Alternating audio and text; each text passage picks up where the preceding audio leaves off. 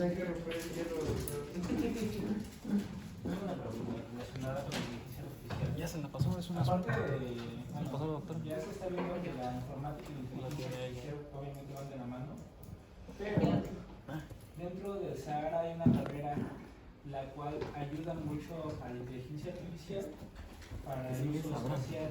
En esta carrera lo que hacen son hacer máquinas, ya sea autos, chiquitos y todo eso, y tienen que usar el desierto así la necesidad de la fuerza humana. Ellos se tienen que autodirigir para llegar a la meta. Entonces creo que ese es un gran paso que se está realizando para lo que es la inteligencia artificial, y cuando dice hay que detectar ciertas cosas que no están en un mapa, automáticamente es para su propia autonomía. Sí, tiene que ser consciente del entorno. Mi pregunta sería esta: ¿qué tanto se ha metido eso en lo espacial? Muchísimo. Sí, miren, realmente, bueno, la nueva mis correos van a poder aclarar más del asunto, pero sí, por ahí, bueno, de los que traía yo, traía algunos comentarios, pero, bien, no sé, todos han oído hablar de unas fábricas donde ya hay unos robots que andan hechos bolas con la gente y que los robots no apachurran a la gente, que se llaman cobots. ¿Se han hablado de los cobots? A ver, levanta la mano los que han oído hacer cobots, mi cuates no.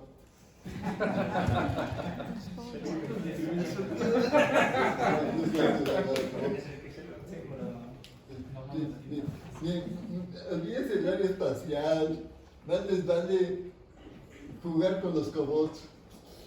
Cobot es robot colaborativo. ¿De dónde viene la palabra robot colaborativo?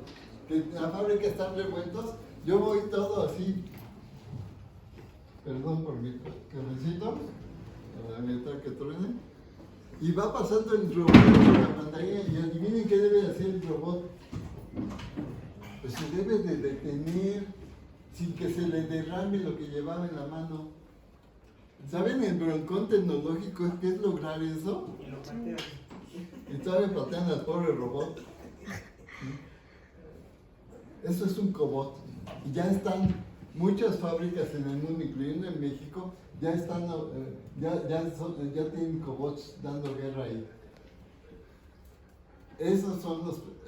hay un montón de artículos, si ustedes buscan, bueno, igual en alemán o en gringo, ¿no? Pero bueno, si ustedes buscan sobre sistemas conscientes del entorno, les van a salir, de los primeros ejemplos que van a salir son los cobots. Y ahí empezamos a experimentar con ese tipo de procesos, ¿no? Obviamente ya no lo aplicamos nada más para evitar que choque con el parte descuidado, ¿no? También ya se usa en el área espacial, o sea, ya de los animalitos que están enviando, algunos ya tienen ese nivel de conciencia del entorno. Para lograr conciencia del entorno, lo primero que se tiene que tener es buenos mecanismos de percepción. Sí, o sea, si no, ¿cómo saben en qué entorno está? Pero yo les tengo una buena y una mala noticia. ¿Saben que estos juguetes tienen mecanismos de percepción? ¿Cómo cuántos aparatos de percepción creen que tiene este? A ver, expertos en informática. ¿Vale? Sensores. Bueno, tienen GPS, sensores. A ver, números. Depende de la cantidad de software que tenga el celular. No, eso es hardware. Eso es completamente hardware. Y además es hardware relativamente sencillo, ¿eh? Reconocimiento de voz, de imagen, de... ¿Mande? Creo que lo más complicado sería saber cuánto no tiene, porque aparte de los micrófonos, las cámaras, los sensores táctiles, entre otros, sí es un poquito más calcular qué es lo que no tiene, porque tanto lo que escribes, tanto lo que fotografías, Todos esos mecanismos de percepción sí lo ven, ¿verdad? Oye, sí lo ven. Bien, yo me quedé hace 3-4 años que hice la última actualización de información, eran como 400, 500 sensores integrados, sí, de esos obvios. Y cada uno con un montón de aparatitos, ¿no? Entonces, si con esto yo ya puedo percibir mucho más realidad que lo que se percibía hace 10, 20 años, ¿saben lo que la construcción de imagen de realidad que se está haciendo con estos juguetes ahorita? ¿Y saben para qué se usa? Pues precisamente para eso, para detectar que puede chocar alguien con ellos o que en la nave se requiere hacer algo. Y no se requiere más tecnología, ¿eh? Aquí con eso ya nos sobra. Sería como, ya, muchas veces dicen que Tron, bueno, eso para mí sería como algo muy relativo, porque la película esa de Tron realiza lo que es una conversión tanto física como informática y viceversa. Entonces, creo que eso es algo que muchos deberían de ver para que más o menos entiendan. Tron y Neuromante, muy recomendados. Los que no han oído hablar de Neuromante son libros de ciencia ficción de lujo, donde cómo se construyen imágenes de realidad. Pero Tron es una película donde se ve cómo se interceptan las dos imágenes de realidad, la virtual y la física, ¿no? Y ahí andan dando guerra. Entonces, obviamente ciencia ficción pues ya les da idea, ¿no? Entonces, bueno, sí ven que, o sea, por ejemplo, olvídense del área espacial. Vétanse a ver cómo hijos pueden capturar una señal de un celular. O más sencillo, de una computadora. Esto, bueno, supongo que muchos de ustedes llevan sistemas operativos o algo por el estilo. ¿Cómo se captura la señal del teclado? Eso es parte de lo que se ve en cualquier curso de sistema operativo, ¿no? Y es el hola mundo de esto. Pues muy bien, pues démosle un aplauso al doctor.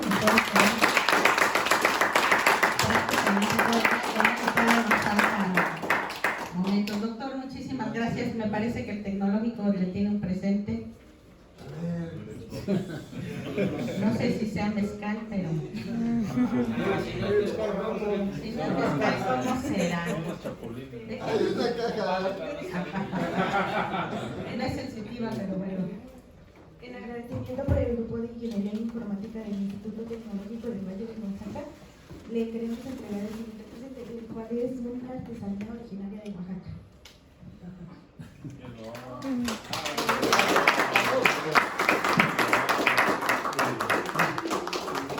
Los que van a la plática no vean esto, ¿eh?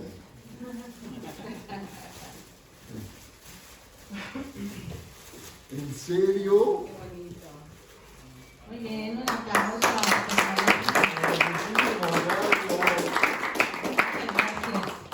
Bueno, doctor, pues vamos a cederle el espacio ahora a nuestro siguiente panelista. Él es Abraham Martínez Rodríguez, ya se encuentra con nosotros. Él es director general de Antares, tiene estudios en ingeniería aeronáutica y bueno, es egresado del Instituto Politécnico Nacional, eso ya es garantía. Ha sido reconocido por su trayectoria en el campo espacial con 2 doctorados honoris causa y premiado con la presea Águila de Oro por la organización Mil Mentes por México. Abraham ha realizado estudios de especialidad en finanzas, negocios y es emprendedor con más de 10 años de experiencia en industria tecnológica en proyectos en México e internacionales y en proyectos sociales también. Es fundador y director de Antares Aeroespacial y Antares AC, consejero de Tecnología Aeroespacial del Claustro Doctoris University Vitalis, corresponsable de México y punto de contacto del Clúster Latinoamericano de Industria Espacial. Recibámoslo con un fuerte aplauso.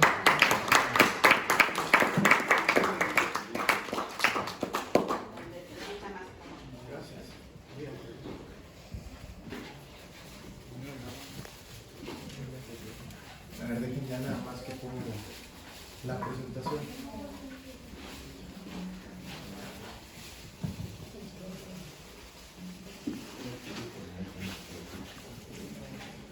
Bueno, pues esto está muy bien como continuación de lo que ya les expuso por acá en Doc Soria, ¿no? Yo creo que van a ver un poquito más de la parte del hardware, que sería ahora sí que todo el complemento a todo esto que ya vieron con el Doc, que pues es fascinante, ¿no? Justamente todo esto de cómo perciben los sistemas y cómo perciben pues ya toda la parte espacial, pues la realidad, ¿no? sin duda que el ambiente también va cambiando, ¿no? No es lo mismo percibir la realidad en tierra que percibir la realidad allá arriba. Entonces, eso es todo un mundo de diferencia en cuanto a las técnicas que se utilizan. Déjenme voy por esto para cambiar la diapositiva.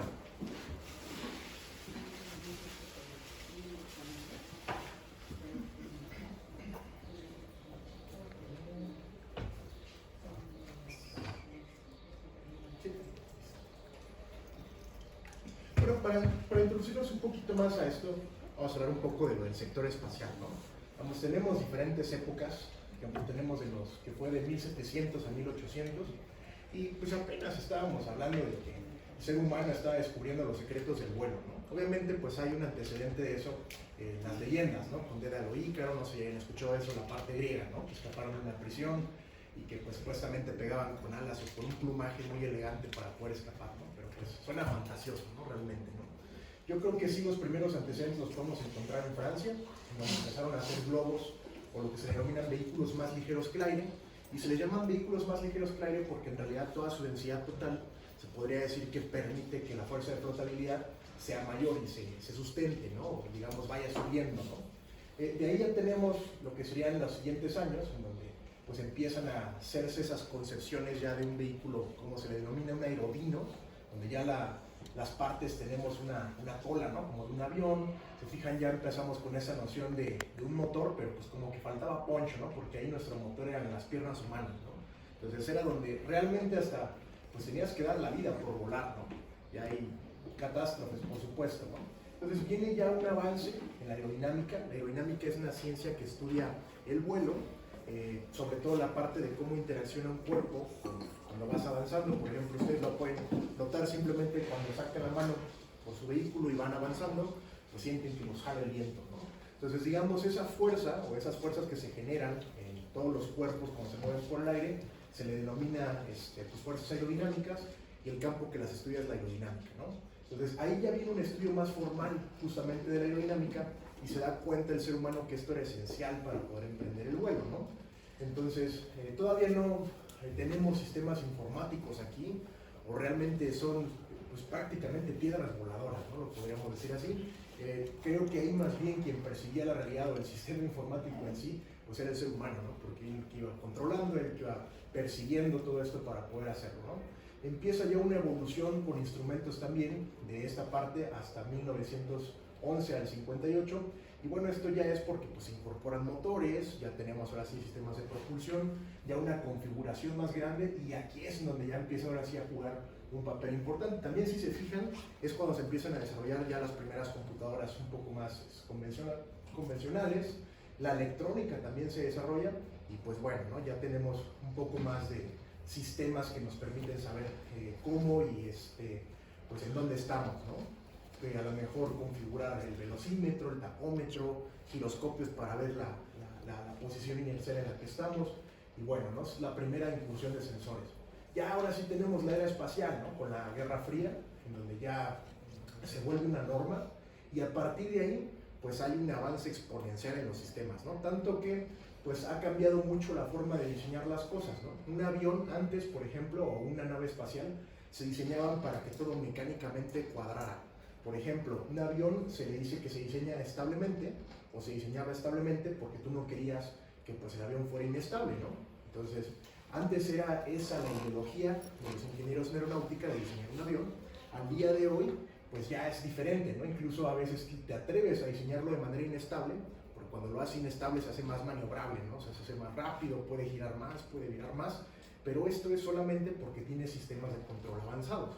Si no tuvieras estos sistemas, sería imposible que un ser humano pudiera pilotear uno de estos aviones, ¿no? Un caza moderno, una nave espacial, es muy complejo ya, o sea, todo cómo funciona para que un ser humano pueda tener la capacidad, él solo, o a lo mejor hasta 2 o 3 pilotos, de poder manejar uno de estos aviones, ¿no? Entonces, sin duda que ha ido permeando. Ahora ya aquí tengo un video en donde les muestro cómo fue esta evolución un poco más emocionante, ¿no? Que se las platico.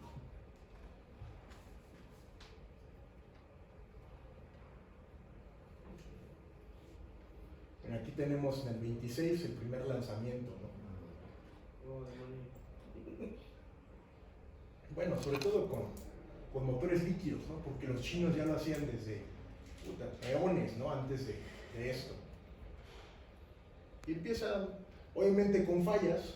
Digo, muchos no lo saben, pero el gran arquitecto del programa espacial norteamericano fue un nazi, Wernher von Braun, y Wernher von Braun pues era un científico de la SS, ¿no?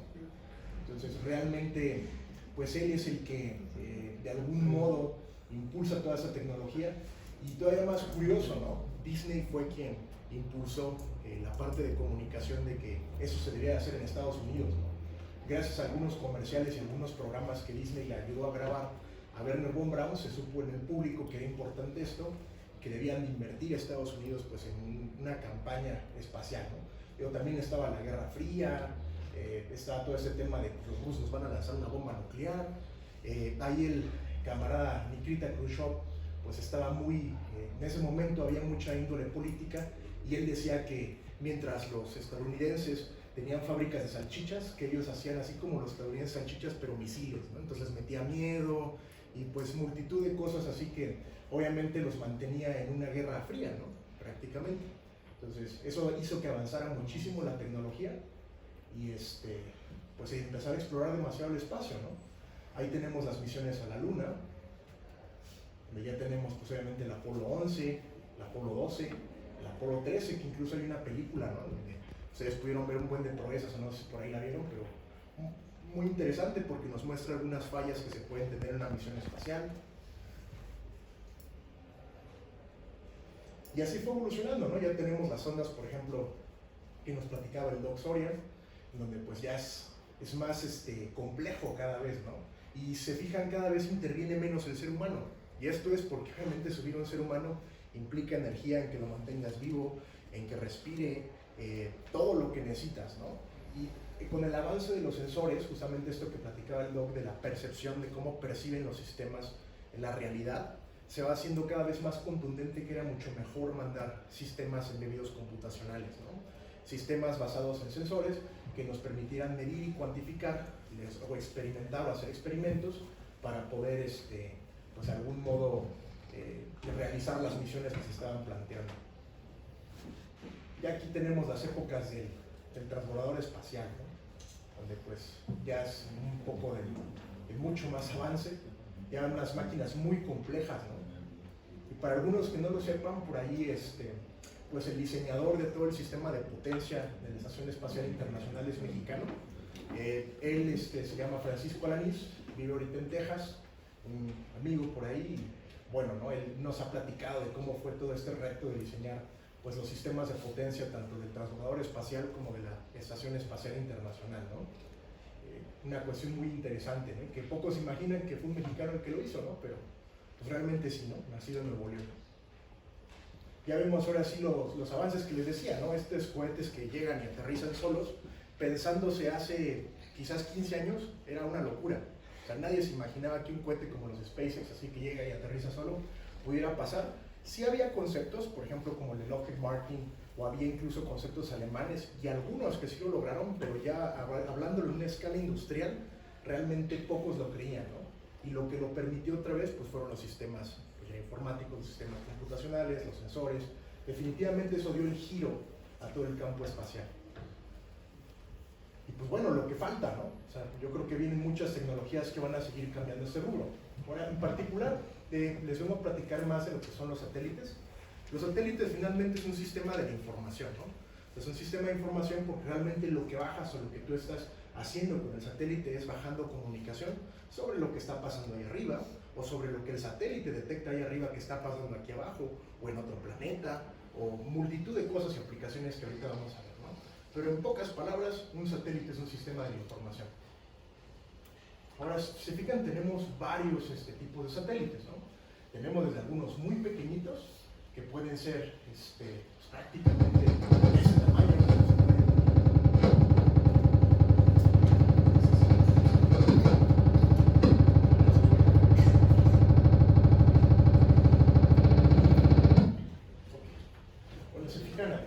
Tenemos desde los femtos, se les denomina, y generalmente se utilizan para misiones justamente escolares, académicas, pueden llevar algunos experimentos, ¿no? es muy interesantísimo, creo que nos van a platicar más de ello para no andar mucho. De ahí tenemos los picosatélites, en donde los picosatélites tienen generalmente ya aplicaciones un poco más complejas a lo mejor, o incluso para poder aprender cómo son los subsistemas ya de satélites más grandes, ¿no? De ahí ya tendríamos los que son los nanosatélites, que son los satélites por estándar un poco más aceptados y adoptados en la comunidad internacional. Se podría decir, ahorita les voy a contar un poco más de ellos, pero imagínense que son cuadritos como de 10 centímetros por 10 centímetros por 10 centímetros, ¿no? Es un volumen pequeño y bueno, ¿no? Ya sirven para hacer multitud de cosas, ¿no? Y ahorita van a ver más o menos cómo va evolucionando el precio, porque es algo bastante curioso, ¿no? De ahí tenemos los microsatélites que son un poco más grandes y así hasta llegar a los geoestacionarios, ¿no? Hiper pesadísimos, en donde pues hablamos ya de bestias que literalmente pesan lo que un camión, ¿no? 4 toneladas, 5 toneladas, pueden llevar ya telescopios muy complejos o pues incluso cosas que nos ayudan a la comunicación. Hay multitud ya de misiones obviamente que son. Imagínense que un satélite geoestacionario es un servidor volador, en pocas palabras, ¿no? Llevas todo lo que podría hacer pues los servers, llevas instrumentos de comunicación, computadoras de control, es gigante, ¿no? Estamos hablando de que uno ha de medir más o menos como, aquí en este cuarto apenas cabría, ¿no? A lo mejor uno de ese tamaño. Y bueno, aquí vemos más o menos cómo va evolucionando las capacidades, ¿no? Lo que les platicaba un poco, ¿no? Y fíjense, ¿no? Empezamos pues leve, desde lo que sería pues prácticamente un femto, hasta a lo mejor los costos que ya puede llegar a tener un satélite mediano que van a los $100 millones, ¿no? Para que se den una idea, ¿no? Y pues bueno, eso es algo que pasa mucho en esta parte y por eso es que se ha adoptado mucho el estándar de los nanosatélites o de los CubeSats, porque es una forma de democratizar el espacio, pues una forma de poder llevar a cabo experimentos o misiones muy interesantes sin tener los costos de un satélite tan grande, ¿no? Obviamente no vamos a tener las mismas capacidades ni vamos a tener la misma potencia, la mejor de comunicación, de ciertas cosas, pero vaya que sí podemos hacer multitud de cosas. Y bueno, ¿qué es un CubeSat, no? Digamos que un CubeSat es un estándar de diseño, ¿no? Es una forma que se tiene ya como para tratar de justamente estandarizar o de normalizar un diseño que nos sea más fácil, ¿no? Es una cosa curiosa, pero por ejemplo, platicando con la persona que pues hizo el estándar, dice que a él se le ocurrió simplemente porque la forma más fácil de hacer una PCB y acomodar los componentes es porque es un cuadrado, ¿no? Entonces, pues de ahí partió, porque era la forma más fácil de fabricar y acomodar componentes, y pues prácticamente se hizo el estándar de, bueno, a ver, vamos a dejarlo en 10 por 10 por 10, así simplemente en ese volumen podemos guardar ya componentes, bebemos los subsistemas, y pues simple y sencillamente ya lo conocemos como una unidad a cada 10 por 10 por 10, ¿no? 2 unidades sería, por ejemplo, 10 por 10 por 20, 3 unidades, 10 por 10 por 30, y así subsecuentemente, ¿no? Y así hasta llegar a lo mejor a un microsatélite, y pues va creciendo el tamaño, ¿no? Los principales subsistemas o las principales partes aquí las pueden ver, ¿no? Tenemos generalmente paneles solares, ahorita vamos a centrarnos más, un radio para comunicarnos, una computadora de abuelo o de a bordo, un sistema principal de control, sistemas de energía, una antena que bueno, puede ser de diferentes tipos, puede ser de parche, pueden ser dipolos, y ahorita platicaremos un poco más de ello. Y pues se fijan, la estructura va a permitir que podamos acomodar todos estos componentes en su interior, ¿no? La carga útil puede ser dependiendo ya la misión que ustedes tengan, ¿no? Eso también lo vamos a platicar ahorita. Los CubeSats, bueno, eso ya lo vimos, pero pues es justo, ¿no? Puede ser de 1 unidad, 2 unidades, 3, incluso llegan a ser hasta de 32 unidades, ¿no? O sea, ya algo considerable en tamaño. La principal arquitectura que uno necesita para poder desarrollar un satélite de este tipo es la estación terrena, o el segmento de tierra que así le vamos a llamar, lo que sería el cohete, digamos, o el vehículo lanzador, y finalmente lo que sería pues el satélite en sí. Esa es la arquitectura más básica, ¿no? Con esto ustedes ya pueden tener un sistema satelital. De ahí las aplicaciones pues pueden ser vastas, ¿no? Realmente es lo que ustedes se les imaginen. Imagínense que ustedes tienen ojos, oídos, o tienen prácticamente pues sistemas que pueden, como bien decía el doc, percibir la realidad desde el espacio y pues todo lo que pueden hacer con ello, ¿no? Imagínense poder observar cómo se va moviendo un huracán, pero desde el espacio, ¿no? Y esto les va a dar una posición geoestratégica, de información geoestratégica, porque ven cómo va la trayectoria, ¿no? Imagínense a lo mejor poder ver cómo evoluciona un incendio por los vientos a lo mejor que ustedes están observando igual desde arriba, y pues obviamente eso también les va a poder permitir evitar una catástrofe, ¿no? Imagínense a lo mejor, pues no sé, temas de climatológicos en donde pueden ver justamente la evolución de las olas o del océano, o basura a lo mejor que puede encontrarse en alguna pues zona específica del mar, ¿no? La agricultura también es otra muy buena oportunidad, porque con algunos satélites que tienen buenas cámaras o medianas cámaras, ya ustedes pueden saber incluso el estado de cultivo o si tiene plaga un cultivo, y pues lo pueden hacer de una forma macroscópica, ¿no? En lugar de ir a hacer un muestreo puntito por puntito, pues ya lo pueden ir a hacer prácticamente desde su satélite. Pasa el satélite, obtiene un paso y ya obtienes la información de cómo está ese estado de cultivo en ese momento, ¿no? Si está sano, si le falta, si hay sequía. Digo, ahí se manejan imágenes diferentes, ¿no? Pero aquí pueden ver un ejemplo, cómo va evolucionando también, ¿no? Y obviamente pues los usos que puede tener ecológicos, ¿no? Porque pues tienen un ojo allá arriba y pueden ver si hay sequía. Por ejemplo, ahorita en todo el tema de sequía que estamos experimentando en México, pues se utilizan mucho para saber hacia dónde se está yendo el agua, ¿no? Porque pues bueno, necesitamos saberlo, ¿no? Realmente, ¿no? Entonces realmente todo esto nos ayuda, se fijan, a tener una conciencia situacional o una conciencia de lo que está pasando mucho más amplia.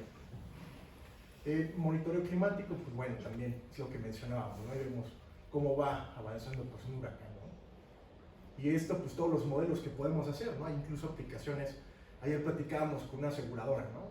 Y se pueden hacer hasta modelos muy precisos que ya se aplican a la industria, donde si ustedes quieren saber qué va a pasar con Acapulco y cómo va a afectar, por ejemplo, los daños de un terremoto, se toman imágenes satelitales, se hacen modelos de una ciudad completa, y bajo esos modelos tú más o menos ya tienes una idea de los costos, y de eso, a ver, vamos a correr un terremoto de 8 grados.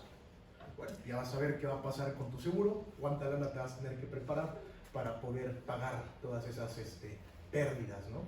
Vigilancia y seguridad, digo, también no es un secreto. Espionaje también, si por ahí les gusta espiar. No, adelante. Tengo una pregunta, pero la interrupción. ¿Qué porcentaje de asertividad tiene esta predicción que tiene el satélite? Por ejemplo, el caso de Acapulco. Pues dependería del modelo, ¿no? O sea, pensemos en que tú tienes ya imágenes de alta fidelidad, y si tienes las imágenes o las mejores imágenes, pues vas a poder realmente, todo depende del tiempo, ¿no? Porque acuérdate que la parte geográfica evoluciona, la geografía no es estática. Entonces este modelo tú lo tienes que estar corriendo constantemente para poder tener esa asertividad. Entonces el modelo de hoy quizás ya no es el mismo del modelo de una semana, porque ya evolucionó todo el medio ambiente, es un medio ambiente dinámico, un ecosistema. Entonces, sí hay modelos que te permiten hacer esa predicción con respecto al tiempo y que van retroalimentándose de imágenes nuevas, y que pues, el mismo modelo en ese sentido va tomando nuevos factores, ¿no? Pueden llegar a tener una buena asertividad, ¿no? Un 90%, 95% incluso, ¿no? Gracias. Y pues bueno, ¿no? Para resumir, pues sí son muchas las áreas, ¿no? Ahorita vimos un poco como el tema de imágenes o lo que se le denomina percepción remota, pero pues también puede ser las comunicaciones, ¿no? Digo, o sea, prácticamente aquí todos los sistemas que utilizamos llegan a utilizar en determinado momento pues algún puente o algún enlace satelital para podernos comunicar de un punto a otro, ¿no? Simplemente imagínense, pues así como tenemos torres en donde hay antenas, imagínense que uno pone una torre pero en el espacio. Entonces pues tienes línea de vista, te comunicas con ella, le envías la señal al satélite y te lo baja a otro punto de la Tierra, ¿no? O simplemente guarda esos datos, pasa en algún otro momento por otra estación terrena, otra torre, y bajas la información que le diste en un punto A, ¿no? O sea, realmente tienes todas esas posibilidades con la comunicación satelital, ¿no? Por eso es que pues, es como tener un faro, digamos, pues muy lejos, un faro a una altura pues bastante considerable, y eso pues es invaluable en las comunicaciones, ¿no? Digo, es por eso que pueden dar una cobertura mucho mayor que muchos otros tipos de comunicación. Y pues bueno, puede ir a bastantes aplicaciones como ven. Ahora, ¿qué fases necesita uno considerar para poder hacer una misión de este tipo? Primero, desde la planeación, o sea, porque pues tenemos que planear todo esto: diseño, integración y verificación, integración y lanzamiento, operaciones satelitales, finalmente ya la misión que nosotros deseamos hacer. Vamos a platicar un poco de ellas, ¿no? Bueno, vamos a lo que sería la planeación, las primeras fases, es en donde vamos a determinar qué tipo de órbita, qué tipo de dispositivo, el tamaño de nuestros satélites, son los requerimientos, ¿no? A lo mejor nuestro cliente dice, ¿sabes qué? Yo necesito una imagen de alta fidelidad o necesito una imagen. O sea, generalmente las imágenes satelitales se miden en dos parámetros. El primero, que se le llama SWAT, que es qué tanta apertura o qué tanto mide la imagen, ¿no? Por ejemplo, si hablamos de un SWAT de 16 kilómetros, eso quiere decir que mide 16 kilómetros por 16 kilómetros la imagen. Ahora, si hablamos de la resolución se mide generalmente en píxeles por metro. El estado del arte, o sea, si quieren imaginar ya satélites espías, está en que miden 20 centímetros un píxel. Entonces puedes ver a una persona prácticamente en la calle desde el espacio. Digo, sí ya tendría ciertos rasgos, porque a lo mejor el píxel mediría no de una cara, pero vaya que puedes identificar ya personas, carros, matrículas y pues varias cosas más, ¿no? Por ahí ya algunas personas incluso se atreven a decir que en el tema militar hay hasta 5 centímetros por píxel. Pero bueno, eso es como lo nuevo, ¿no? Y aquí un poco de lo que serían las órbitas, ¿no? Para que tengan una idea, ¿no? Eso es lo primero que uno tiene que empezar a considerar en cuanto al tipo de órbitas que hay, ¿no? Aquí estamos viendo una órbita casi en el periodo gestacionario, ¿no? Eso quiere decir que, se fijan, la rotación de la Tierra va siempre alineada al mismo punto, ¿no? Fíjense cómo está sincronizada con la órbita del satélite, ¿no?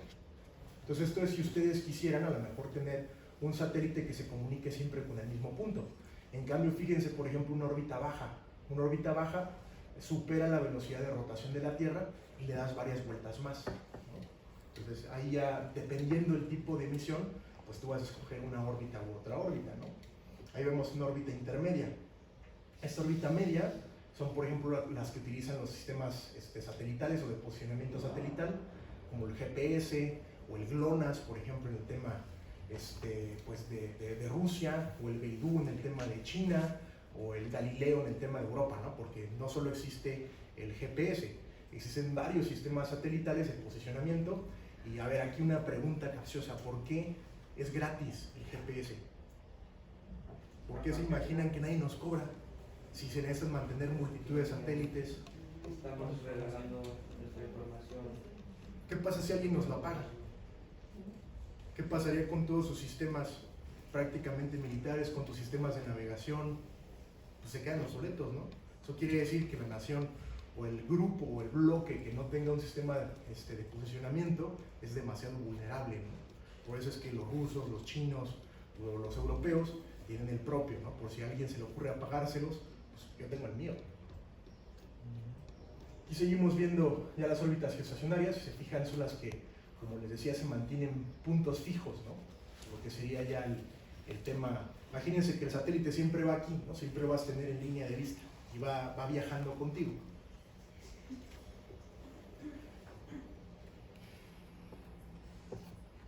Aquí tenemos un resumen, ¿no? Para que vean más o menos ustedes. Más o menos vean función, más no es regla, pero se podría decir que a cada tipo de órbita corresponde un diferente tamaño de satélite. Generalmente en las órbitas más alejadas se tienden a utilizar satélites de mayor tamaño. Esto es porque pues se atenúan las señales, como bien comentaba el doc, necesitas más capacidad de antenas, más capacidad de instrumentos de observación, y pues bueno, ¿no? O sea, eso es algo que ya va como intrínseco, ¿no? Y a lo mejor para órbitas más bajas, pues te alcanza con un satélite más pequeñito, ¿no? Con un femto, con un nano, y bueno, eso es como algo que se suele hacer por lo ya como convencional de desarrollo que hay, ¿no? Aquí pueden ver ustedes cómo va dando el sol y la noche, y cómo va tomando incluso los paneles, o cómo van girando los paneles de un satélite, orientándose para que siempre tengan potencia, siempre tengan energía, ¿se fijan? Es una simulación. Entonces se van orientando, viene la noche, viene la umbra, o la penumbra más bien, perdón, y pues los paneles dan la vuelta, se orientan, y vuelve otra vez a comenzar, ¿no? Es una órbita bastante curiosa, ¿no? Fíjense el dibujo, el patrón que nos está dando, ¿no? Pues a lo mejor aquí, si ustedes se quisieran comunicar con el satélite, tendrían que poner una estación terrena por aquí, a lo mejor por Chiapas, a lo mejor, o por esta zona de aquí, ¿no? De Centroamérica. Otra a lo mejor tendría que estar por aquí, pegado, pues no sé, tendría que estar un poco más arriba, a lo mejor igual incluso por Florida. Entonces así ustedes ya tienen una idea de cómo configurar sus estaciones terrenas.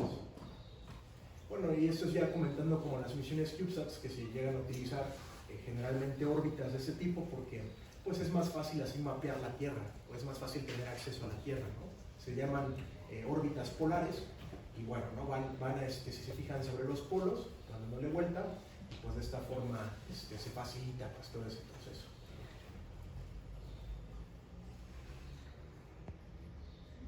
Ahora, los sistemas que tiene un satélite, ¿qué sistemas? Bueno, fíjense, ya platicaba por ahí el doc de pues, que tenemos que tener sensores, ¿no? ¿Qué sensores imaginarían que debe tener un satélite? ¿Qué interesaría en el espacio, Meli? A ver, ¿quién dice quién? ¿Quién dice qué? ¿Temperatura puede ser? Claro, temperatura definitivamente. ¿Radiación? Puede ser también. Puede ser también. ¿Qué otros imaginan que puede ser crítico que tengas en un satélite? ¿Energía? ¿Sí? Sin saber qué tanto te queda de energía, ¿no? ¿Cuántas maniobras puedes hacer a la mejor? Ejemplo de proximidad, evitar un choque.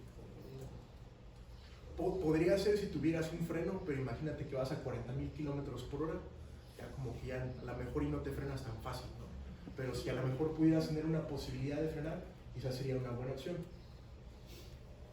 ¿Qué otro por ahí podría ser? No. La radiación ya dijeron. Si la radiación ya lo comentaron. ¿Se ¿Un fijan? giroscopio? ¿Cuál? Un giroscopio. Sí, Ah, definitivamente. estoy Es saber cómo está el satélite, ¿no? Si está así, toda la parte de la orientación de cómo es el satélite, ¿no? La inclinación que tiene, la actitud que tiene se le llama, ¿no? Entonces, se fijan, realmente son varios los subsistemas que se le podrían decir que existen, ¿no? Directamente, pues puede ser el software, nosotros lo consideramos como un subsistema, porque realmente pues, es la parte embebida, ¿no? O sea, es como lo que va haciendo la computadora principal. Generalmente la mayoría lo ve esto como el mismo parte a lo mejor de la OBC o la misma hardware.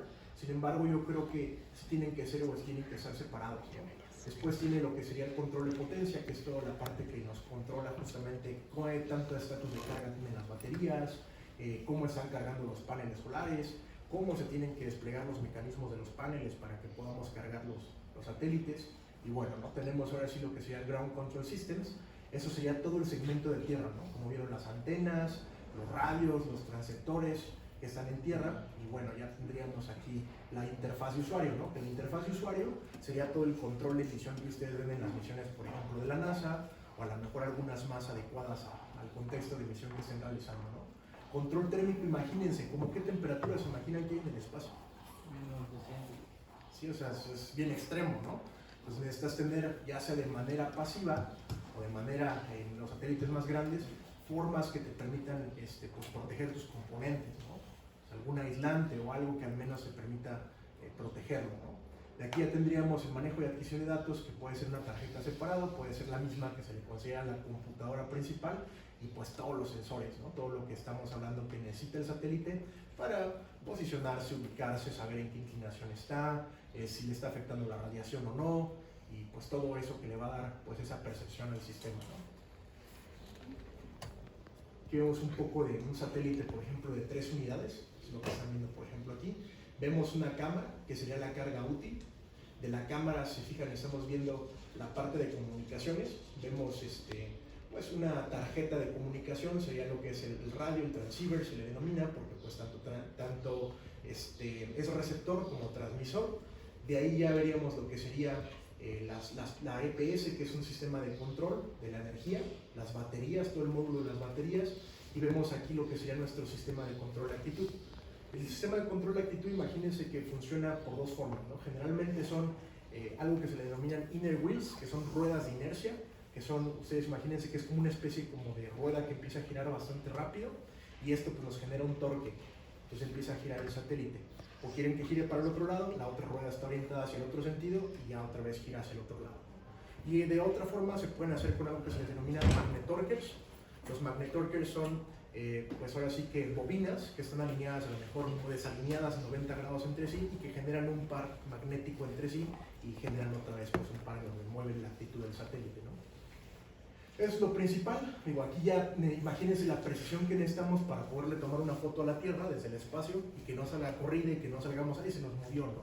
Entonces, pues obviamente que eso sería algo criminal, puesto que te está costando un satélite como estos 25 millones, 30 millones de pesos, pues no puedes decirle eso a tu cliente, ¿no? ¿De qué crees? Se nos movió porque no está bien configurado.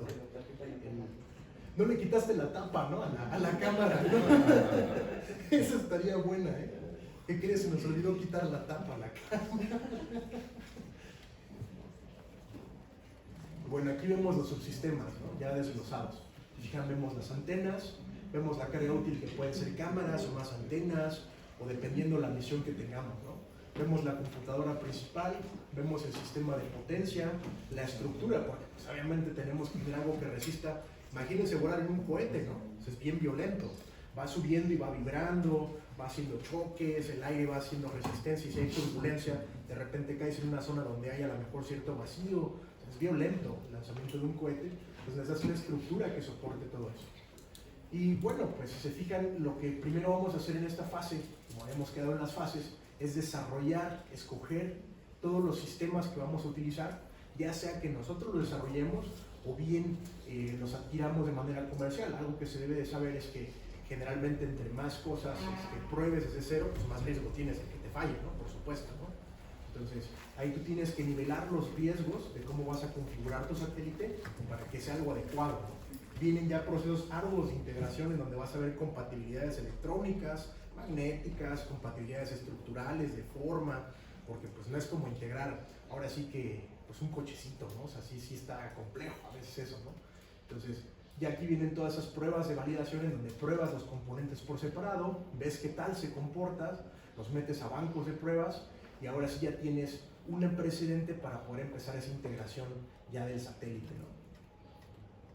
Y viene ya ahora sí la fase en donde se le llama la campaña de pruebas generales, ¿no?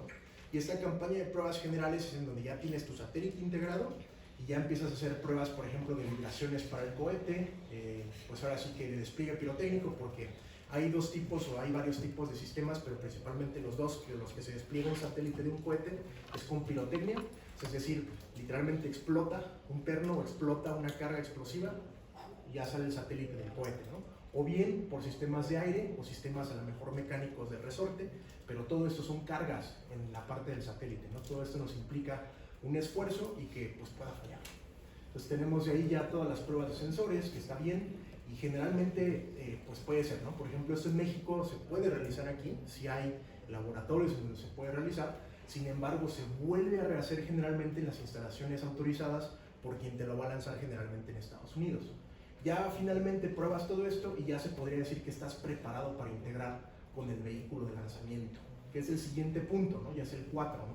Donde le dices ahora sí al equipo de desarrollo, le dice al equipo de integración con la parte de lanzamiento, pues ¿qué crees? Ya estamos listos para lanzar, ¿no? Ya tenemos aquí el satélite, ya funciona, ya jaló la cámara, ya hicimos pruebas, pues ahora sí lo necesitamos integrar a lo que se le conoce como un deployer. El deployer, tú metes tu satélite, obviamente van estandarizados, por eso es el estándar del CubeSat, porque es 10x10, así se hace más fácil integrarlos al vehículo de lanzamiento.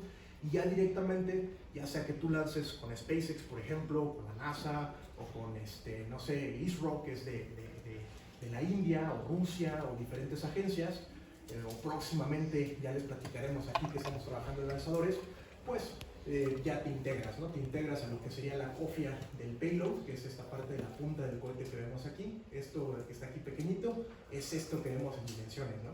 Que para que ustedes imaginen, esto mide 5 metros. Está gigante, ¿no?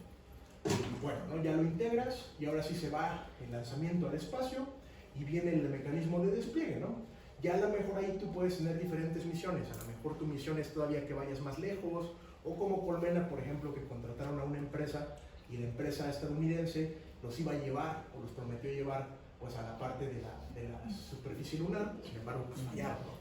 Pero pues sí les prometió, porque pues estamos hablando de que siempre hay fallas, puede haber fallas y pues es algo constante en la industria espacial, ¿no? Aquí finalmente tenemos cómo nos comunicamos con nuestro satélite, ¿no? Entonces tenemos lo que sería pues la parte de comunicación con las estaciones terrenas, donde ya nuestro satélite empieza a transmitir. Obviamente imagínense ustedes que cuando sale el satélite del cohete pues va girando como loco, y ahí tú prendiste su sistema de control en donde se configura, empieza a apuntar a las antenas y en ese apuntamiento tú empiezas a comunicarte con las estaciones terrenas. Ya empiezas a tener comunicación, a bajar datos, a empezar a mandarle primero datos de comando y pues ahora sí ya empieza la misión del satélite. Ya empiezas a tomar fotos o empiezas a hacer el puerto de comunicación, o lo que estaba destinado a hacer, ¿no? Generalmente de esto se va a un centro de comando. Ese centro de comando, se fijan, está conectado a lo que podría ser ya servers, dependiendo la capacidad o el tipo de fotos que estés tomando o lo que estés haciendo, ¿no? Porque puede ser toda una infraestructura de red a lo mejor que estés haciendo con varios satélites o una infraestructura de internet como en Starlink, en todo ese internet satelital. Depende mucho ya el segmento de tierra de tu aplicación, ¿no? Pero en esencia, digamos que descargas los datos, tú le estás dando mantenimiento, como nos platicaba aquí el doctor, en la parte de comando al satélite, porque pues obviamente va adquiriendo errores conforme va avanzando la misión del satélite, entonces tienes que estar dando mantenimiento a esos códigos del satélite, pero pues por otro lado descargas las fotos y ahora sí a lo mejor a tu cliente se lo guardas en un servidor o hasta en OneDrive, ¿no? O donde quiera, ¿no? Y ya, ahora sí ya tiene sus fotos satelitales frescas, recién llegadas del espacio, ¿no? Pero imagínense ustedes que cada imagen te pesa 400 megas o 500 megas. ¿Cómo le haces para poder bajar esas imágenes desde el espacio a tierra y que sepas cuánta tasa necesitas de comunicación entre esos dos puntos? También ese es un gran reto. Entonces aquí vemos cómo se va mapeando, por ejemplo, ¿no? Toda la tierra. Nos va pasando el satélite, se fijan, este ancho es el SWAT, el que les hablábamos, ¿no? Puede ser mayor dependiendo de la cámara. Digo, hay cámaras que están diseñadas para tener un SWAT más grande o de más kilómetros, hay otras que son diseñadas para tener más detalle, y pues así se va haciendo el mapa, ¿no? Y dependiendo ya también el periodo orbital, ¿no? Porque obviamente a mayores periodos orbitales, pues se podría decir que vamos a poder tener mayores pases del satélite sobre la Tierra, ¿no? Y bueno, ¿no? Finalmente aquí tenemos el segmento ya del cliente, en donde pues ya tú le entregaste los datos del satélite, lo que le interesaba a él, y ahora sí viene, pues, ¿qué vas a hacer con los datos, no?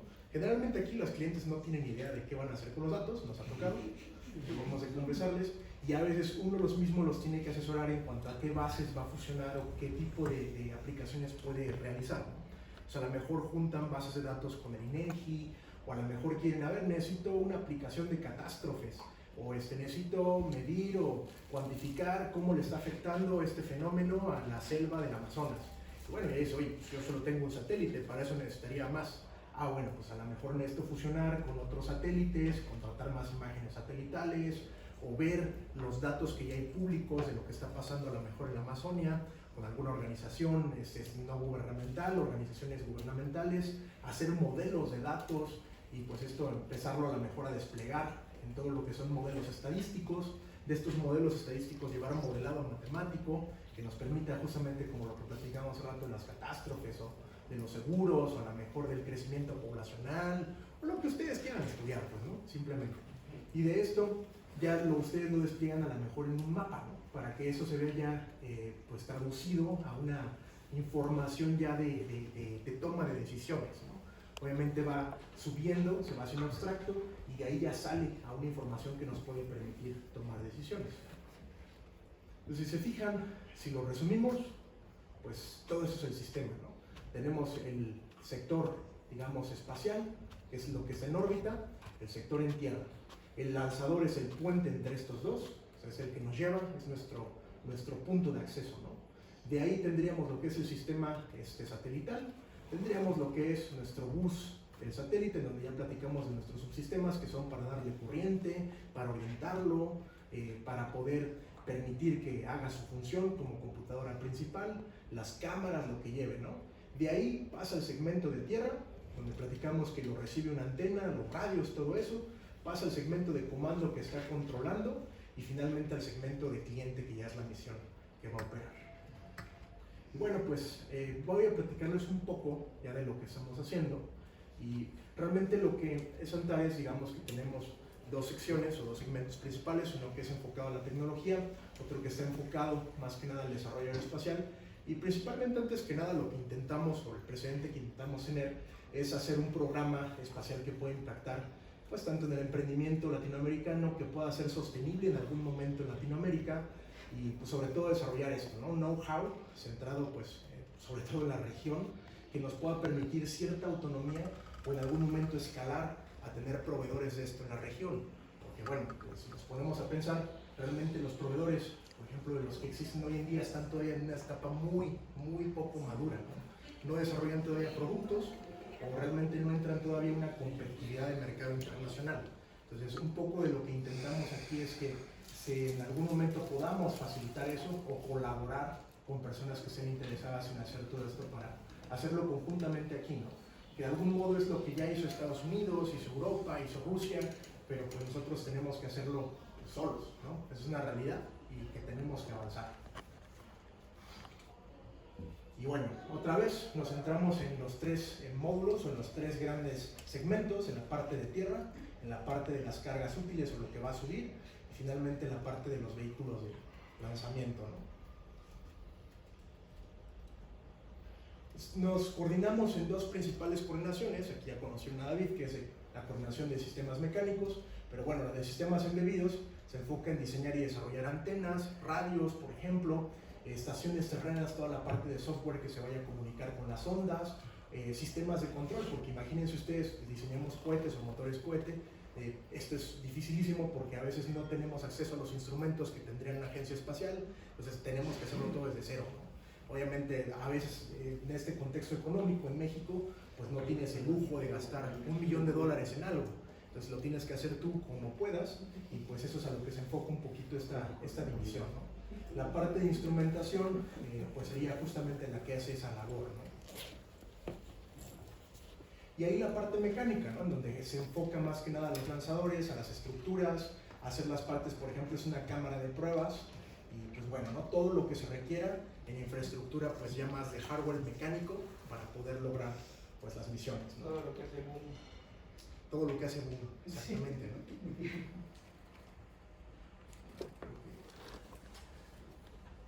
Creo que no avanzó el video pasado, pero pues era un antes y un después. Déjenme ver si los pueden poner por favor. Miren, estos son los primeros motores con los que empezamos hace unos 5 años, un poco más. Empezamos a hacer pruebas, ¿no? Sobre todo de diferentes combustibles. Pues bueno, ¿no? Aquí está el banco de pruebas. También eso es muy interesante en la parte espacial, ¿no? Porque todos esos instrumentos, imagínense, tienen que hacer samplings o tienen que hacer muestreos a grandes velocidades, porque pues necesitas medir la combustión de un motor cohete, ¿no? Pues también eso es algo informático muy interesante que ustedes pueden hacer.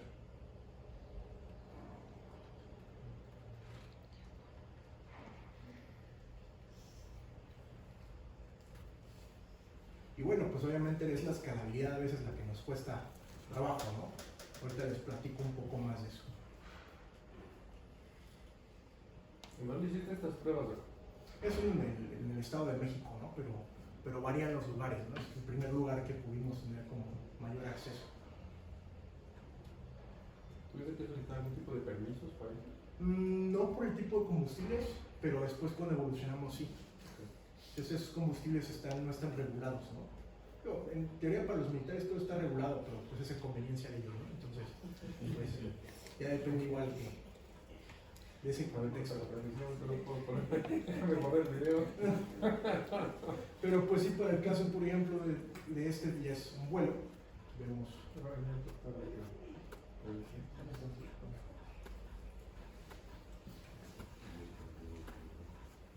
Es un vuelo en 2 etapas. 2 etapas significa que quema una y sale todavía otra arriba, ¿no? Del cohete que quemó abajo, ¿no? Se va separando, ¿no? Por así decirlo. A ver si es eso.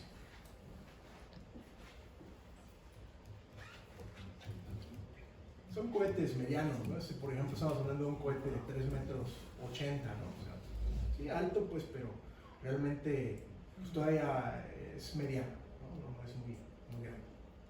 Ahí vemos ya la separación con la segunda etapa, vemos un poco del control, y bueno, no tienen alcances esos puntualmente de 12 kilómetros, ¿no? Ya se fijan, normalmente lo que pasa es que expulsan un sistema de paracaídas, que es el sistema de recuperación.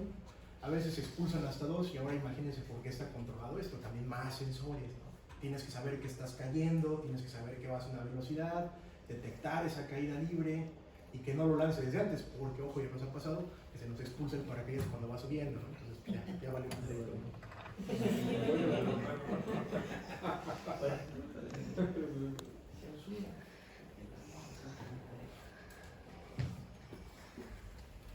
Y bueno, pues esos son motores más actuales, ¿no?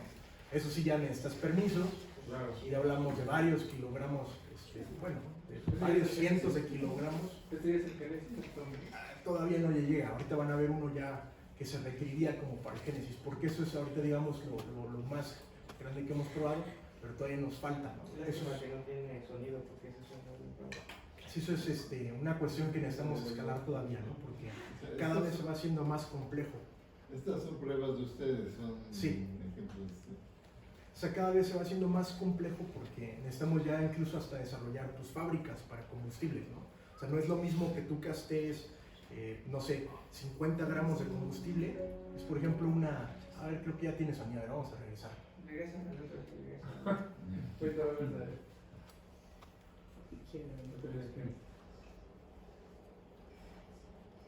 Aquí ando la ciudad.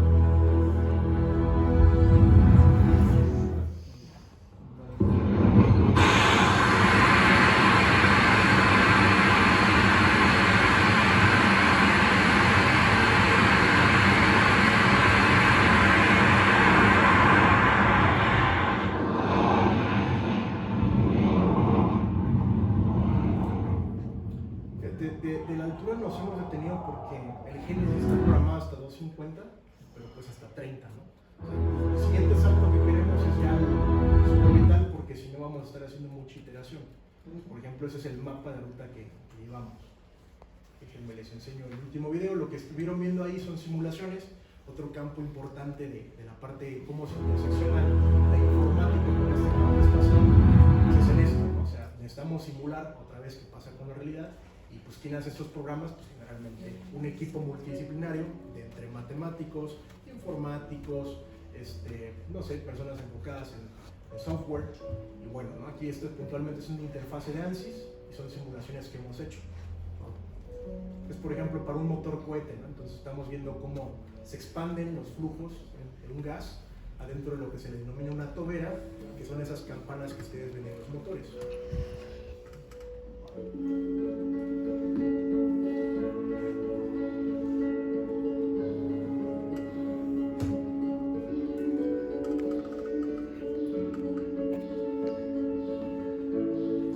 Pues imagínense, va uno simulando todo esto y así ya no gastas tanto en pruebas, ¿no? Es hacer pruebas y pruebas y pruebas y pues esto te ayuda, ¿no? Pues bueno, eso es puntualmente el mapa de ruta. Ahorita estamos centrados en lo que sería el Génesis y una etapa posterior de Rigel que acaba de surgir, que se le denomina un Space Shuttle, que es un cohete capaz de alcanzar el espacio pero un poco más pequeño, ¿no? Puntualmente estamos centrados más en esto porque el problema o el inconveniente que tenemos es necesitar o requeriría de una fábrica para gasear toneladas de combustible, porque es mucho el combustible. Imagínense que pues es un combustible tan poderoso como un explosivo militar, ¿no? Entonces no es cualquier cosa, ya no es fácil. Si se te fractura tantito, si tiene poros, si tiene grietas el combustible, eso es susceptible a una falla, ¿no? Muy catastrófica. Entonces, pues eso es en lo que andamos y estamos incluso estudiando pues si nos seguimos yendo por ese camino de los motores sólidos o si ya avanzamos a lo siguiente que son los líquidos, ¿no? Porque sí, definitivamente son inversiones muy grandes que se requieren hacer para poder hacer esto pues, ya realidad, ¿no? Esto es lo que fue el Rigel, está un poco desactualizado ya, pero esa es la última versión, ¿no? Que se presentó por ahí en la FAMES. Y bueno, ¿no? Pues es un cohete ya supersónico, llegamos ya casi a 2 Mach, o sea, para que tengan una idea, está volando cercanos a los 2.500 kilómetros por hora, más o menos este cohete. Y finalmente, pues este ya es un mock-up de cómo es el Génesis, ¿no? Es un cohete ahorita de 9 metros, que desafortunadamente por lo mismo los requerimientos que tendría que ser ya un cohete 100% comercial para ser un orbitador mexicano, o sea, un cohete que propiamente suba misiones mexicanas hechas por mexicanos, y no que nos la suban los gringos, pues la idea es que incluso crezca más, ¿no? Estamos hablando de que tendría que crecer más en volumen, más en tamaño. Entonces también todo esto ha sido parte de ir reiterando todo este diseño y pues ha sido lo que hemos estado prácticamente pues el último año, ¿no? Está pensado para hacer igual de 2 etapas, hasta 3 etapas dependiendo de la misión. Puede cargar hasta 20 CubeSats, de los que hablábamos hace rato de unidad. Tiene hasta 50 kilogramos de carga, ya estamos hablando que vuela 7 veces, hasta 6 a 7 veces la velocidad del sonido, ¿no? O sea, ya es un cohete bastante veloz. Se fijan, ya estamos hablando de pesos de despegue pues ya del tamaño de un carro, ¿no? De 2 toneladas 700 o 2.7 toneladas, pues, y pues de grandes impulsos, ¿no? O sea, ya de motores muy, muy grandes. Ahorita les voy a poner uno que, aunque no es nuestro, pues quiero que se den una idea de lo que implica, ¿no? El sistema está pensado para ser móvil. Eso quiere decir que podemos colocarlo en cualquier lado de la República, en cualquier lado del mundo, donde sea necesario, instalar lo que es la estación terrena, la estación de comando, se llega con un trailer, se baja, se descarga y estamos listos para poder lanzar en unos 2 días. Aquí vemos otras pues, imágenes, ¿no? Y esto sería un motor equivalente a lo que es el Génesis, ¿no? Para que se den una idea.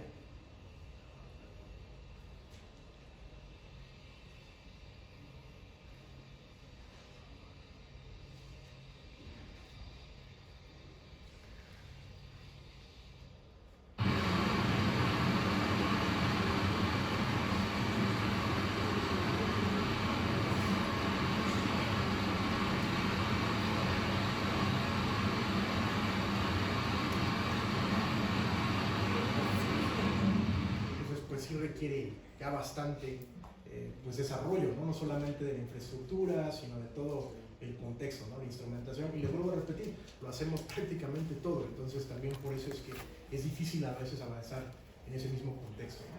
Finalmente pues ya viene lo que es Olin, que es nuestro siguiente cohete ya más enfocado a lo orbital, y bueno, ¿no? Ya de esto pues realmente estará desarrollándose probablemente en los siguientes años, aunque ahorita como les digo estamos viendo si se fusiona, o si es uno solo, o cómo vamos a evolucionar con esto, ¿no? Pero ya estaría centrado para competir directamente con el mercado internacional, ya con competir a lo mejor contra lo que sería Rocket Lab, que sube también cargas útiles de Estados Unidos, o algunas otras empresas que ya a nivel internacional, ¿no? El motor ya sería 100% líquido, es decir, ya tenemos otros combustibles más sofisticados, y se están heredando muchas de las tecnologías que se están desarrollando pues, para Génesis, ¿no? Entonces, pues es un poco del mapa de ruta de desarrollo que llevamos. Y pues lo otro sería pues la parte de sistemas para satélites, que es también algo de lo que se realiza. Entonces estamos desarrollando nuestros propios satélites para eventualmente validarlos en el espacio. Entonces es por eso de algún modo que lo llamamos como un programa espacial.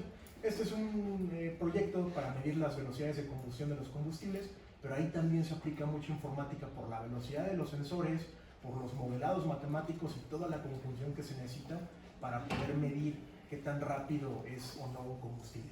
Porque para que se den una idea, algo así en segundos puede determinarse en que algo sea un explosivo o un combustible de cohete, ¿no? Entonces necesitamos tener hasta 1 millón de datos en un segundo. Entonces eso también lo hace complejo desde el punto de vista de manejo de datos. Y bueno, un poco de las estaciones terrenas, que ahorita están pensadas igual para ser móviles, pero pensadas sobre todo en funcionar con diferentes arquitecturas, ya sea incluso hasta internet satelital, constelaciones ya puestas, y pues son un poco de los proyectos que estamos trabajando, ¿no? Entonces, más adelante ahí si nos quieren seguir, por aquí está el link, y pues sería todo, no sé si tengan dudas.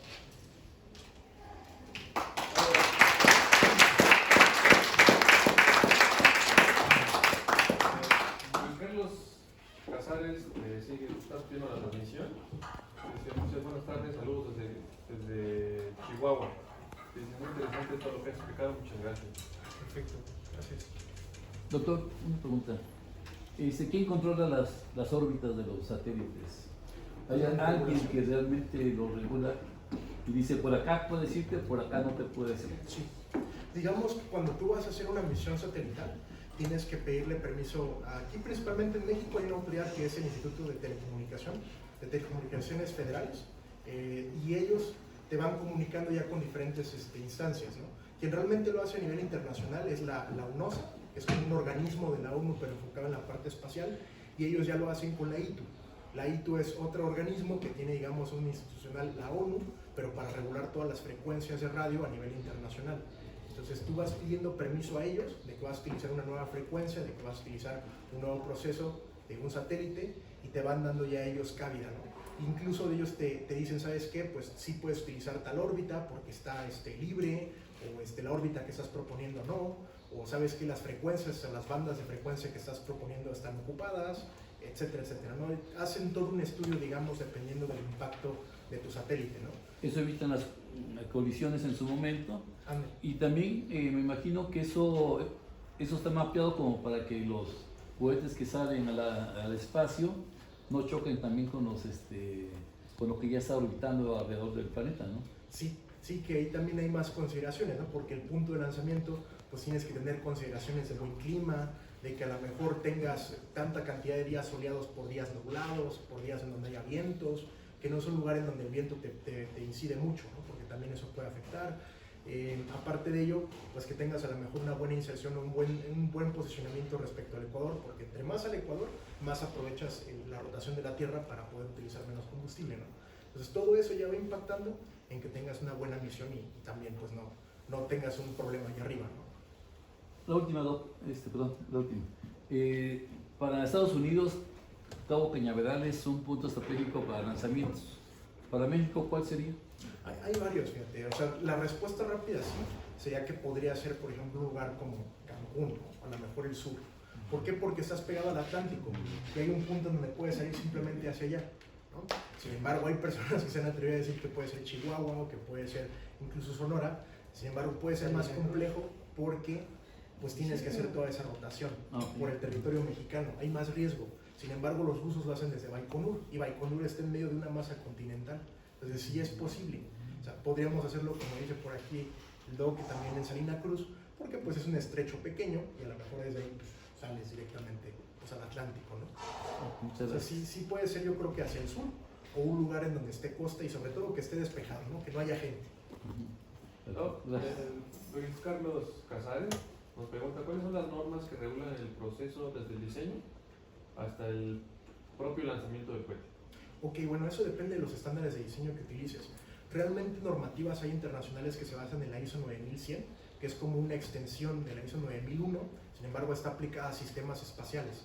Entonces esto proviene de una metodología que se llama ingeniería de sistemas. De la ingeniería de sistemas se derivaron pues, varias normativas. En México hay normativas de la Agencia Espacial Mexicana y pues bueno, ¿no? Ustedes las pueden consultar, finalmente son o se derivan de las normativas estadounidenses en materia del CubeSat o del estándar CubeSat, ¿no? Lo que uno tendría que checar son los estándares. Por ejemplo, hay estándares directamente para el CubeSat, hay un handbook de CubeSat donde tú puedes ir checando toda esa parte de manuales de desarrollo, ¿no? Y la normativa aquí en México pues aún no es obligatoria, digamos que es más una NMX como se le denomina, y pues bueno, ¿no? O sea, realmente la agencia la está intentando promover, pero pues es todavía... Nada más te repito la actividad. Sí, es un control C, control Y de hecho, ahí va mi pregunta que te quería hacer. ¿Qué necesitamos hacer, queridísimo doctor, para que Colmena 2 o 3 la lance a Antares? ¿Qué es lo que requeriríamos para poder llegar a hacer una misión como esta? Y no depender de nuestros vecinos, ¿no? Pero yo creo que más interés del gobierno, definitivamente, ¿no? Porque o sea, sí hay interés privado, ya lo hemos visto, ¿no? O sea, los particulares, la parte privada se está sumando, pero estamos hablando que los capitales que necesitas para poder desarrollar un programa de lanzamiento a ese nivel, a esa escala, es solamente un presupuesto a lo mejor en donde el gobierno y realmente todos estuviéramos alineados para poder empujar a la misma dirección, ¿no? La parte privada empezar a consumir, la parte privada en empezar a generar proveedores, al mismo tiempo de la parte académica empezar a generar más científicos, más de necesidad de indagar en el área, pero por el otro lado pues el gobierno impulsando, ¿no? Todo esto. Y la parte particular sería importante porque va a final de cuentas ser ese intermedio en donde pues, se pueda dar una misión ya de ese tamaño, de ese calibre, ¿no? Gracias. Sí, adelante. ¿Qué tan redituable es el modelo de negocio compraventa de datos satelitales? Pues mucho, ¿no? O sea, de hecho, realmente hay muchas empresas que se dedican a eso. O sea, digamos, pues son valiosísimos, ¿no? Porque prácticamente, como decimos, lo que tú bajas de un satélite son datos, es información. Entonces, imagínate que tú quieres saber, por ejemplo, ahorita que está de moda, ¿no? Los precursores sísmicos con la parte del estudio magnético, ¿no? De los campos magnéticos de la Tierra. Tienes eso en tu satélite, pues lo vendes a alguien que está haciendo investigación de ese tema, ¿no? De esa cuestión en particular, ¿no? Yo creo que también es otro punto que relacionado a la pregunta anterior, no debemos satanizar eso, o sea, porque justamente necesitamos crear un mercado que permita que todo ese intercambio de cosas, ¿no? Entonces, el tema aquí con los datos es muy interesante porque puede ser desde eso, imágenes satelitales, a lo mejor que proveas ciertos datos a lo mejor para una comunicación con tu celular, con un dispositivo IoT, o sea, sí podrías buscarle, si hay modelos de negocios y ahora sí que más bien depende ahí de qué aterrices, ¿no? Si hay mucha competencia, ¿no? Hay empresas que tienen hasta 300 satélites, 400 satélites, ¿no? Haciéndolo, ¿no? Entonces, a nivel internacional, digamos que sí es un gran negocio, pero como todo, esto la única forma sería que lo pienses más global.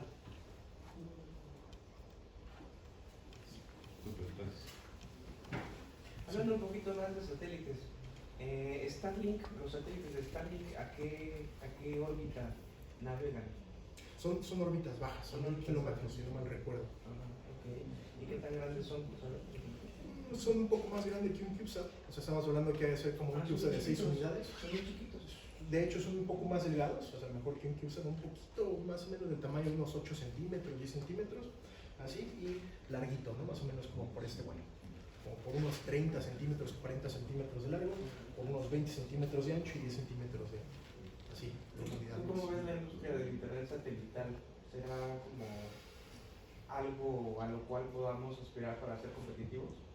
Como ya ahorita ya hay mucho hecho, o sea, realmente tendrías que tener un capital para al menos subir. O sea, mira, por ejemplo, toda la cobertura a nivel satelital depende de cuántos satélites tengas por cada nivel de órbita.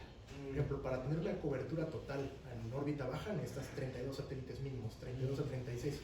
Entonces, ya considérate que cada satélite de comunicación te cuesta 15 millones de pesos por 36, más la infraestructura de tierra. Entonces, ya ahí, si logras tener eso y un carrier que te pueda dar eso, puedes empezar a hacer carrier de datos satelitales, pero muy mínimo, ¿no? O sea, estamos hablando de que no vas a manejar un volumen muy abstracto de datos. Sí. Sí, no son muy exagerados pues el volumen que se necesita, ¿no? Entonces yo creo que sí hablamos más bien de que es una cuestión de mucho capital. O sea, si se quisiera meter uno a esa índole, ¿no? Pero comunicación estratégica quizás. Sí, doctor. Sí, bueno, sobre eso. Más o menos por dónde va el modelo de negocio de ustedes, algunos ejemplos rápidos. Ok, bueno, nosotros lo que nos centramos es que en las tecnologías van derivando los productos. Entonces, por ejemplo, lo que hemos hecho es que de lo que va saliendo, del desarrollo que va saliendo, vamos haciendo nuevas cosas o a lo mejor lo vamos juntando con nuevos desarrollos, ¿no? Y creo que algo que igual no se menciona aquí, pero la otra parte de tecnología que les platicaba, es que, pues, a veces tenemos requerimientos de los más raros, más exóticos, ¿no? Nos han llegado personas que quieren hacer un exoesqueleto o que quieren a lo mejor hacer un robot excavador, o por ahí nos llegó apenas un requerimiento del estudio de un avión completo, un bush plane. Entonces le entramos a todo lo que nos pongan enfrente, ¿no?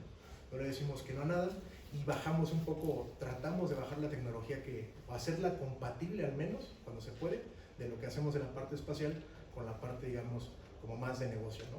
Obviamente la parte espacial tratamos ya de hacer servicios, a lo mejor ya sea publicitarios o ya sea a lo mejor de datos, en lo que vamos desarrollando poco a poco, basándonos otra vez en las otras cosas que hacemos y así poco a poco, ¿no? Recuperamos, invertimos, porque pues es muy difícil y pues tampoco es como que haya mucho apoyo gubernamental, como decimos.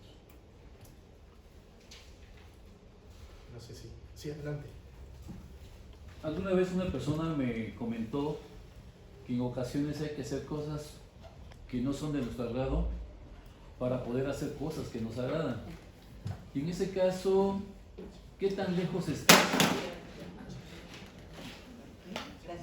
¿Qué tan lejos estás de hacer una aplicación bélica de tus productos que estás mostrando y para que puedas seguir haciendo lo que a ti te apasiona, que es esto que nos has comentado? No podemos responder.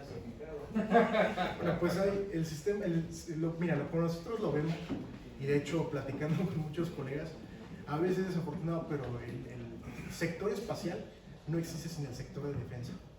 El sector aeroespacial está muy ligado, si no es que prácticamente depende del sector de defensa. Entonces, sí eventualmente hay requerimientos de esa índole, ¿no? Ok, muy bien, muchas gracias.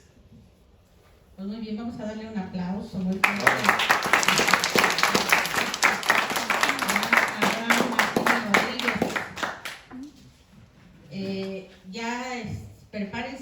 porque a mí me toca la parte de emprendimiento y entonces hay que participar con los expertos en un pequeño rally que vamos a hacer. Así es que espero que lleven un apunte mental de todo lo que se ha visto, porque aquí van a empezar los retos y bueno, tenemos grandes expertos en todo este tema. Muchas gracias. Adelante. En agradecimiento de la explicación que nos dio del tema en la carrera de Ingeniería Informática del Instituto Tecnológico del Valle de Oaxaca, pues le hacemos entrega de su presencia. Muchísimas gracias. Muy amable.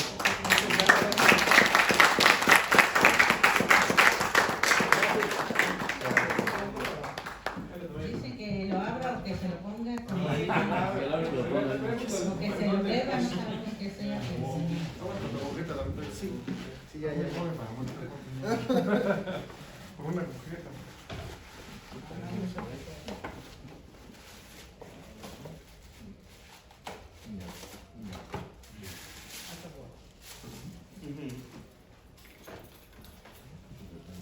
Hay algo más ahí aparte, ¿no? Me di cuenta. Muy padre, muchas gracias.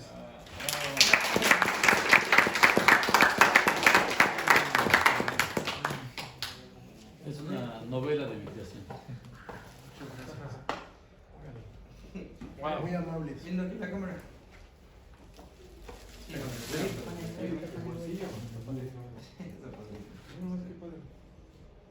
Súper. Gracias. Bien.